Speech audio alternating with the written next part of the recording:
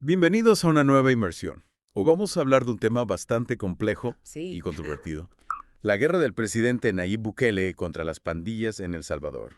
Sí, un tema que ha generado mucha Mucha polémica. controversia a nivel internacional. Exacto. Y para esta inmersión, Ajá. vamos a analizar algunos fragmentos de una conferencia de prensa en la que Bukele comparte escenario con el presidente de Costa Rica, Rodrigo Chávez. Interesante. Sí, porque nos da como Es una visión. una perspectiva desde otro país Sí, también. totalmente. Y bueno, para empezar, Bukele describe la situación de El Salvador antes de su presidencia como realmente crítica. Sí, pinta un panorama desolador. Desolador. Habla de un país secuestrado por las pandillas, Ajá. con una tasa de homicidios que superaba a la de países en guerra. Increíble. 103 homicidios por cada 100.000 habitantes. Una barbaridad. Imagínate esa cifra. Es una locura. Y claro, Bukele critica a las administraciones anteriores por sus intentos fallidos de controlar la violencia. Especialmente una polémica tregua con las pandillas, Sí. que él considera un error garrafal. Totalmente la ve como algo que les dio más poder a las pandillas. Exactamente, les dio recursos, legitimidad. Y él se posiciona como el único que se atrevió a romper con esas políticas. Claro. ¿Y cuál fue su solución? Una estrategia que podríamos describir como mano dura, Mano dura, sí. con el encarcelamiento masivo de supuestos pandilleros. Estamos hablando de 30.000 personas. Una cifra enorme. Impresionante. Y Bukele asegura que este encarcelamiento masivo es la clave de su éxito. Afirma que El Salvador ahora es el país más seguro de Latinoamérica. Claro, pero esto ha generado una gran controversia Por supuesto. y acusaciones de organizaciones de derechos humanos. Que denuncian el encarcelamiento de miles de inocentes. Exacto. Y en la conferencia, Bukele se defiende con mucha vehemencia. Sí. Utiliza una analogía interesante. Así. Cuéntame. Dice que ninguna policía es perfecta y que por eso existen los sistemas judiciales. Ajá. Que si la policía solo arrestara culpables, no habría necesidad de juicios, ni abogados, ni jueces. Interesante, es una forma De desviar las críticas. Sí, de decir, miren, se cometen errores, pero tenemos un sistema para aclararlo. Exacto. Y menciona que ya han liberado a 7,000 personas. Bueno, eso es importante. Pero no se queda ahí. No. Bukele relata la historia de una niña de 8 años, asesinada por un reincidente que había sido arrestado por agresión sexual en repetidas ocasiones, ¡Qué barbaridad! pero siempre quedaba en libertad. Increíble. Y utiliza este caso para reforzar su argumento de que a veces proteger los derechos de los criminales Ajá. va en detrimento de las víctimas inocentes. Es un argumento poderoso. Muy poderoso, Muy emotivo. pero también plantea una pregunta. ¿Cuál? ¿El fin justifica los medios? Esa es la gran pregunta. ¿Podemos sacrificar el debido proceso en nombre de la seguridad? Claro, es un dilema ético complejo. Complejísimo. Ah, Y Bukele muestra una profunda frustración con lo que él considera la hipocresía de las organizaciones internacionales. entiendo. Dice que sus recomendaciones solo condujeron a años de derramamiento de sangre. Ya. Básicamente dice, ustedes ofrecieron soluciones que no funcionaron. Yo tuve que hacer lo necesario para proteger a mi pueblo. Aunque eso significara ir contracorriente. Exactamente. Una postura arriesgada, Sin duda. ¿verdad? Y utiliza ejemplos concretos como la historia de la niña Sí. para contrarrestar las críticas. Es un maestro de la narrativa. Totalmente. Sabe cómo usar estas historias para conectar con la gente. A nivel emocional. Claro, no son solo estadísticas frías. Humaniza el problema. Exacto. Y aquí es donde entra en juego la conversación con el presidente Chávez, De Costa Rica, que invitó a Bukele y le otorgó una medalla, por su éxito en la reducción de la delincuencia, lo cual es muy significativo. ¿verdad? Chávez admira la determinación de Bukele Su voluntad de enfrentar a las pandillas. y ve a El Salvador como un modelo a seguir. Interesante. Y lo interesante es el consejo que Bukele le da a Costa Rica. Sí. ¿Qué le dice? La necesidad de un liderazgo fuerte y unido. Advierte sobre los peligros de las luchas políticas internas Ya. y traza un paralelismo con la caída de Cartago ante Roma, Esa analogía histórica es poderosa. ¿verdad?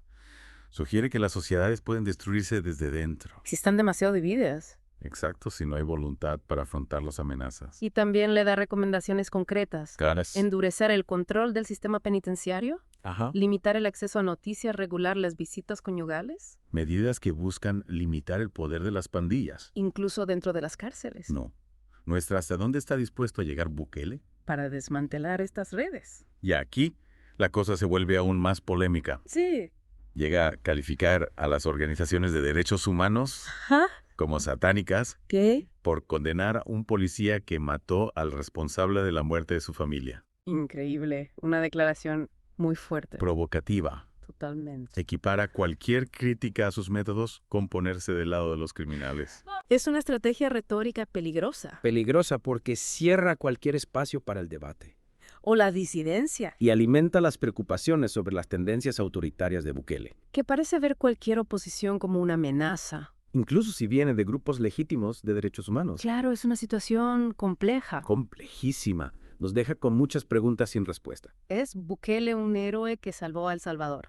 ¿O un caudillo que erosiona las instituciones? Esa es la gran pregunta. Y es una pregunta que vamos a seguir explorando. En esta inmersión. En el corazón de este fascinante caso de estudio. Exactamente. Lo que resulta particularmente sorprendente es la convicción de Bukele de haber encontrado la respuesta, la solución que a todos los demás se les ha escapado. Sí se refiere repetidamente a su enfoque como la operación más exitosa en la historia de la humanidad. Una afirmación bastante audaz. Sin duda, sobre todo considerando las preocupaciones sobre violaciones de derechos humanos. Es crucial reconocer que Bukele opera en un contexto de violencia. Y miedo extremos. Heredó un país donde las pandillas prácticamente dirigían el cotarro. Claro. Está aprovechando un deseo profundamente arraigado de seguridad y orden. Aunque eso signifique comprometer ciertas libertades. Y eso es lo que hace que esta situación sea tan compleja. Y éticamente desafiante. ¿Cómo se equilibra la necesidad de seguridad con la protección de los derechos individuales? Es una pregunta difícil. Sin respuestas sencillas. Y aquí es donde el papel de los medios de comunicación se vuelve crucial. En la conferencia de prensa, Bukele tiene un intercambio interesante con un periodista sobre la importancia de la verdad. Y la objetividad en la información. Incluso menciona el caso de un fotógrafo costarricense que expuso una masacre cometida por el gobierno salvadoreño en la década de 1970. Ajá. Y utiliza este ejemplo para apelar a un periodismo valiente, Independiente. que fiscaliza el poder, Claro. pero al mismo tiempo critica a los medios que percibe como parciales en su contra. Ya veo. Parece que quiere que los medios sean un perro guardián, Ajá. pero solo si ladran a sus oponentes. No a él. Esto plantea una cuestión importante sobre el papel de los medios en una democracia. ¿Puede existir una prensa libre cuando el líder es tan sensible a las críticas? Exacto.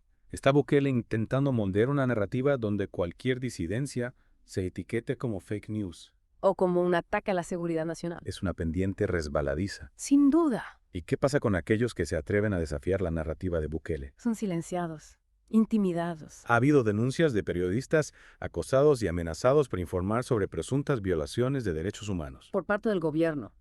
Es una señal preocupante. Ya que una prensa libre es esencial para que cualquier líder rinda cuentas. Es un clásico del manual autoritario atacar a los medios, desacreditar cualquier voz disidente, Y crear una atmósfera de miedo. donde la gente tenga miedo de hablar. Lo interesante es que Bukele parece reconocer el poder de la opinión pública. Es un maestro de las redes sociales. Utiliza plataformas como Twitter para eludir a los medios tradicionales. Y conectar directamente con la gente. Sin duda sabe cómo elaborar un mensaje que resuene con la gente. Con sus ansiedades y aspiraciones. Y también es muy hábil para enmarcar el debate. Se presenta como el único que puede salvar a El Salvador.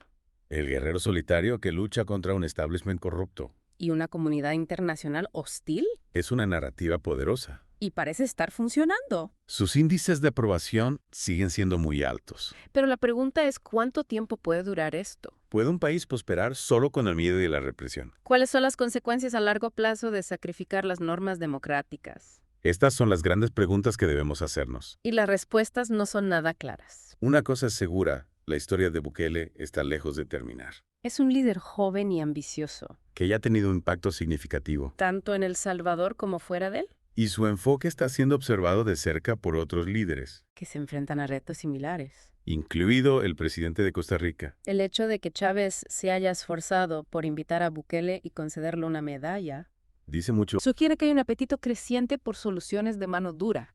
incluso en países tradicionalmente democráticos. Y esa es una tendencia preocupante. Si líderes como Bukele siguen ganando popularidad Podría tener profundas implicaciones para el futuro de la democracia. en la región, Y tal vez incluso más allá. es un recordatorio de que la democracia es frágil Requiere una vigilancia constante, y un compromiso con el Estado de Derecho.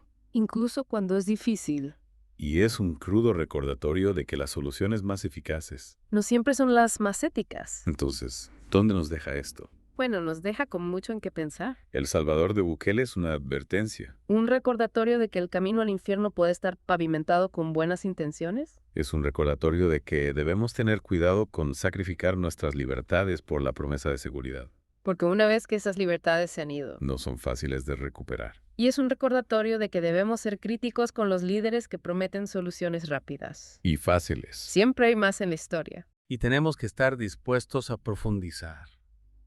Y hacer las preguntas difíciles. Porque en última instancia, el precio del silencio podría ser nuestra libertad. Es como si estuviéramos presenciando un experimento social en la vida real. ¿Puede un país lograr una paz y una seguridad duraderas mediante un enfoque tan duro? ¿Y cuáles son las consecuencias a largo plazo para el tejido social de El Salvador? Cuando encarcelas a un porcentaje tan grande de la población, Especialmente hombres jóvenes. ¿qué repercusiones tiene eso en las familias, las comunidades y la economía? Estas son preguntas que debemos plantearnos. Aunque las respuestas sean incómodas. O inconvenientes. Y es importante recordar que la situación en El Salvador es única. Y compleja. Lo que funciona en un contexto puede no funcionar en otro, No podemos simplemente copiar y pegar soluciones. sin tener en cuenta los factores específicos. Los factores históricos, sociales y políticos. Exacto. No se trata de respaldar los métodos de Bukele. Ni de condenarlos de plano. Se trata de comprender los matices, las compensaciones y los riesgos potenciales. Para nuestros oyentes que intentan comprender todo esto, ¿Cuáles son algunas de las conclusiones clave? Primero, reconocer que la situación en El Salvador es un crudo recordatorio de los retos a los que se enfrentan muchos países De América Latina. y de otras regiones. La violencia de las pandillas, la corrupción, la debilidad de las instituciones, Son una mezcla tóxica que puede crear un caldo de cultivo para la inestabilidad. y el autoritarismo. Y segundo, recordar que no hay respuestas fáciles. lo que parece eficaz a corto plazo puede tener consecuencias imprevistas a largo plazo. Debemos desconfiar de los líderes que prometen soluciones rápidas. Y simplistas. Por último, no tengáis miedo de hacer las preguntas difíciles. Cuestionar las narrativas que se os presentan, buscad perspectivas diversas. Y recordad que una democracia sana requiere Unos medios de comunicación vibrantes e independientes una sociedad civil robusta.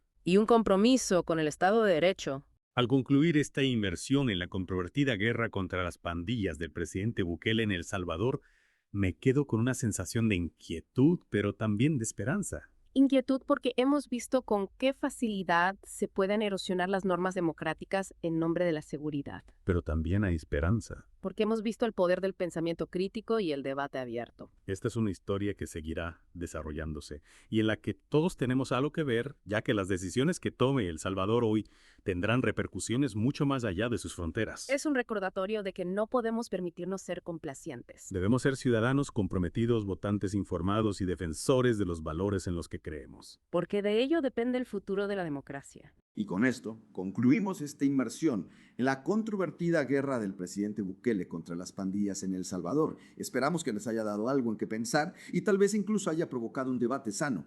No olviden compartir este episodio con sus amigos y suscribirse a The Deep Dive para más exploraciones de los temas más fascinantes y desafiantes de nuestro tiempo. Y no olviden darle a compartir y suscribirse para más inmersiones como esta.